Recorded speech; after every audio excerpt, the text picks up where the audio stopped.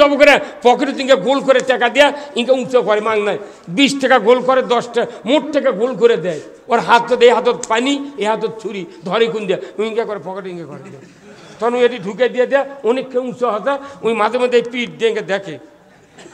ভালোই হতো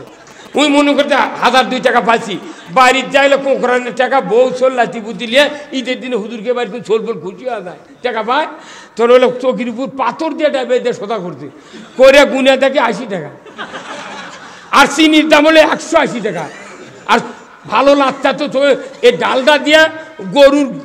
গরুর তেল দেওয়া হয়ে দিচ্ছে সেগুলো 150 টাকা কেজি লাচ্চা নিয়ে খায়া ওই মুন্সি কলের হাত ওই দিনই মরে গেছে হ্যাঁ কথা কর কুরবানির চামড়া বিক্রি হচ্ছে আমি নিজে বেচেছি 4000-5000 করে মরা গরুর চামড়া বেচছে এই কিনুমুচি মরা গরুর চামড়া 3000 টাকা আর সেই কুরবানির চামড়া ট্যানারি খারাপ কুরবানির চামড়ার দাম নাই এক জোড়া বাটা 10,000 টাকা দুটা ভালো বাটা চামড়ার নিলে 10,000 টাকা অথচ একটা গরুর চামড়া 300 টাকা কচে 300 টাকাতে আমি দিইনি কোথায় না কামড়া খোলা হোক তুই সন্ধ্যের সময় নিয়ে যাচ্ছিনি সে মতিয়ার বেটা দয়াল আর সুখচানের বেটা হচ্ছে দিলীপ এরা 300 টাকা কয় বাড়ির চলে গেছে আর আসেনি চামড়া দিচ্ছি তো পুরো মাদ্রাসা ফ্রি নিয়ে দা উনি 700 টাকাতে পেয়েছে উনি আবার 1250 টাকা পেয়েছে উনি আবার 1850 টাকা পেয়েছে ঢাকার চলে গেছে ভারতের থেকে পাকা হয়ে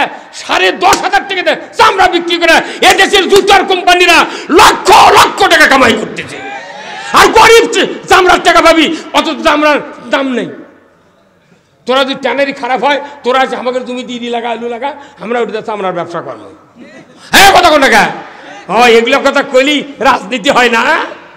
গরিবের কি দুঃখ হচ্ছে সে আমি জানি